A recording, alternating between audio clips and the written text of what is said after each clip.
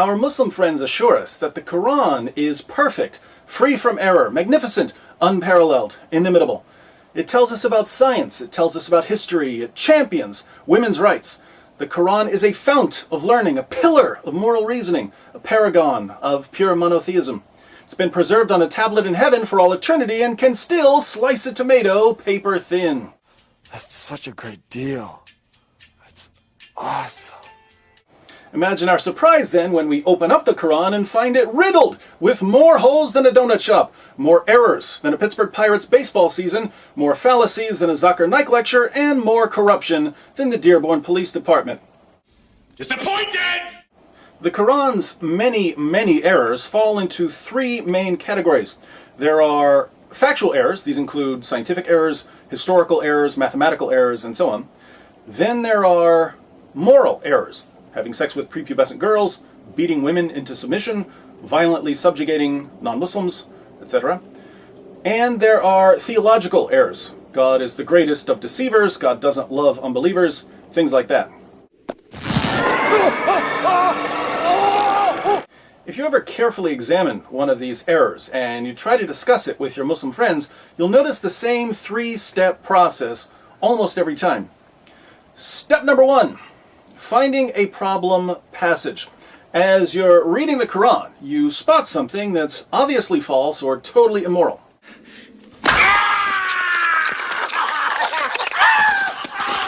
So you read it again. Still wrong. You examine the context.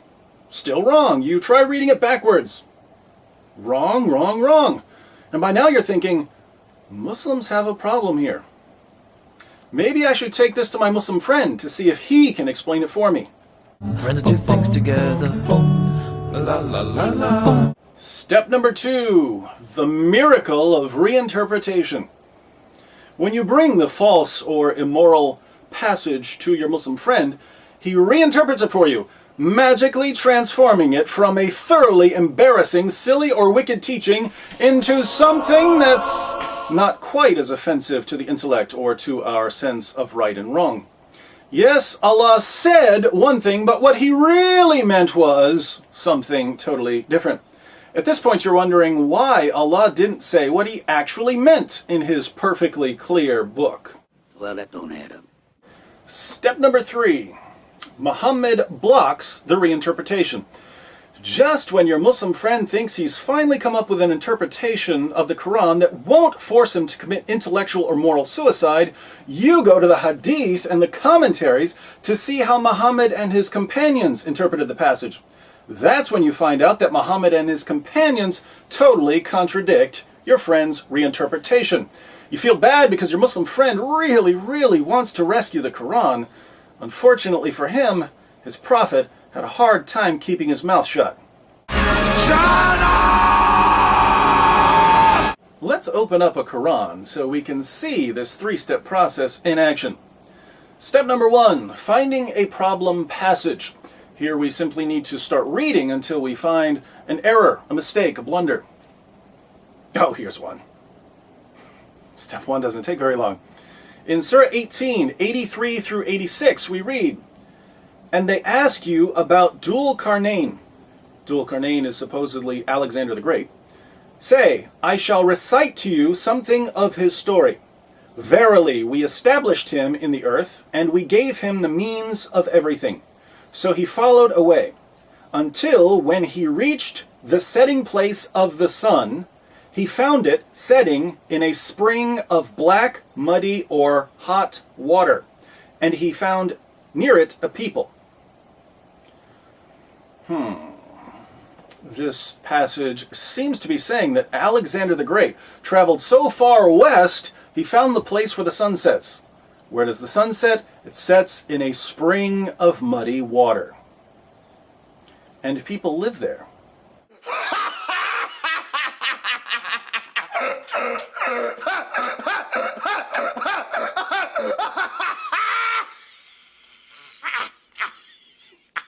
Let me read a few more translations of Surah 1886 to give you a feel for what this verse is claiming.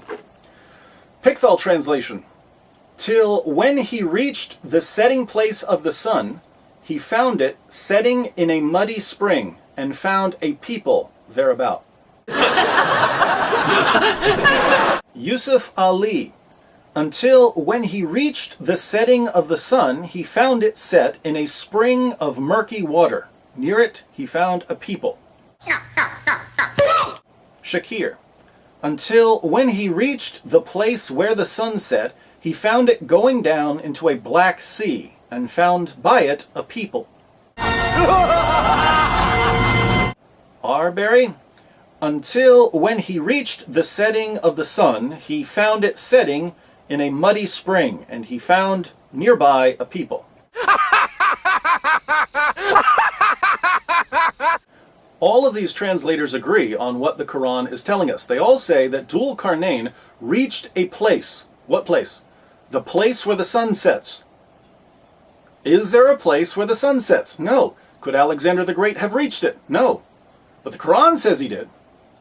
And what did Alexander find when he reached this non-existent place? He found the sun, which is roughly 1.3 million times bigger than our planet, going down into a pool of muddy or murky water. Does the sun set in a pool of murky water? No. Do people live there? No. So we have multiple errors in this verse.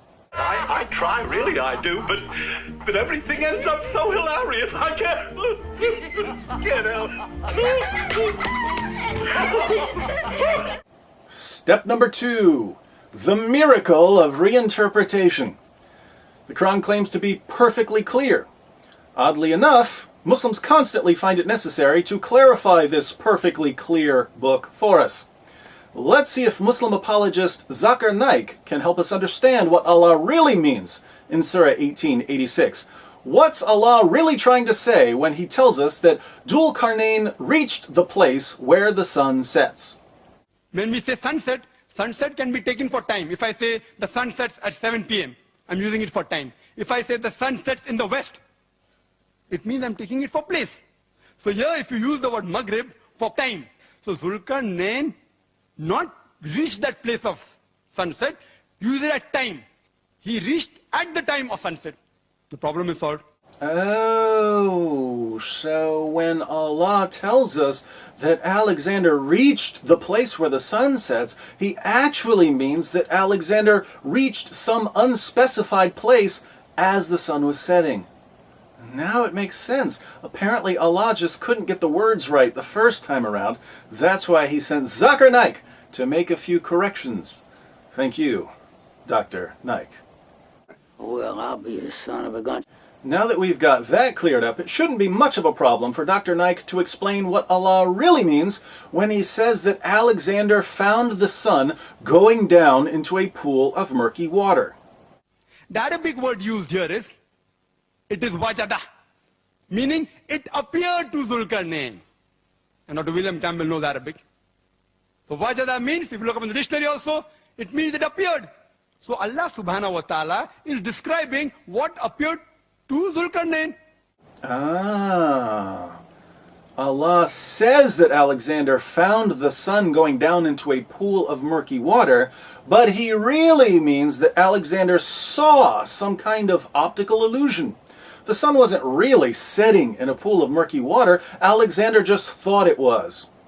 Maybe he saw a reflection in the water, and he'd never seen a sunset before, so he got a little confused. Easy mistake. Thank you very much for this information. I'm kind of pressed, sir, so I'm going to run along. Bravo, Dr. Naik. Bravo. I'm sorry, sir. Just one more thing. Step number 3. Muhammad blocks the reinterpretation. Sunan Abu Dawud, 3991. Abu Dar said, I was sitting behind the Apostle of Allah, who was riding a donkey while the sun was setting. He asked, do you know where this sets? I replied, Allah and his Apostle know best. He said, it sets in a spring of warm water. It sets in a spring of warm water. Where does the sun set? According to Muhammad, it sets in a pool of water. So is there a place where the sun sets? Sure there is. Could we reach this place if we traveled far enough? No reason we couldn't.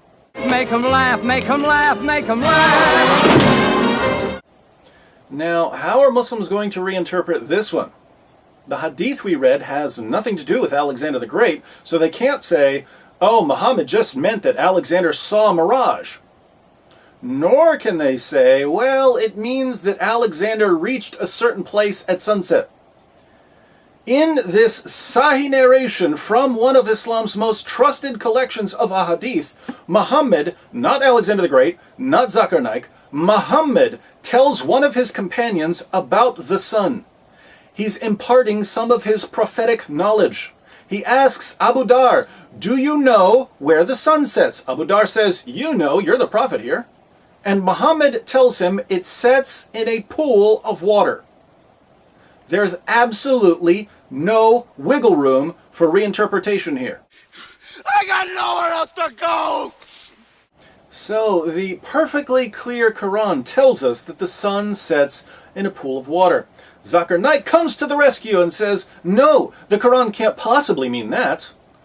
But he's immediately corrected by his prophet, who says, stop it, Zakir, that's exactly what it means.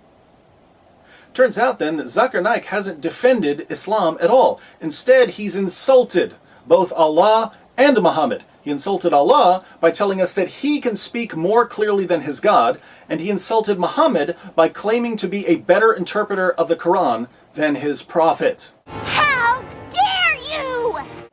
If you really believe that the Quran is the word of Allah, and you really believe that Muhammad is a prophet, your response to people like Zakir Naik should be, how dare you? How dare you try to correct Allah or his prophet? Allah tells us that Dhul Qarnayn reached the place where the sun sets, so he did. Allah tells us that Dhul Qarnayn found the sun going down into a pool of water, so that's what he found. Muhammad tells his companion that the sun sets in a pool, so it does. We Muslims trust in Allah, not in the science of the kuffar. I don't know why you always have to be judging me. Because I only believe in science. Now, to all my Muslim friends out there, look at the position your religion has put you in. You only have 3 options here. First, if you're a good Muslim and you agree with Muhammad and the Quran, you have to reject everything we know about science and reality, and you have to live in a total fantasy world where the sun sets in a pool of water, somewhere way out there. Maybe we can jump in a car and drive there one day. If Alexander got there on a horse, we can get there in a car. And it shouldn't be hard to find, we can just follow the sun. Living in total denial is a heavy price to pay, but it's what you have to do if you want to be a faithful follower of Muhammad. Second, you can reinterpret the Quran. When you reinterpret the Quran, of course, you're insulting Allah and contradicting Muhammad, in which case you're guilty of innovation and blasphemy. If you take this option, you're free to believe in science and reality, but you'll never be a very good Muslim. Third, if you don't want to live in denial and you don't want to commit blasphemy, you have to leave Islam. The Quran says things that are obviously false. Muhammad won't let me reinterpret them. Muhammad can't be a prophet. So those are your options: denial, blasphemy, or apostasy. Now which way do we go? Pardon me. That way is a very nice way. Choice is yours, my friends. But if I were you, I'd go with the apostasy.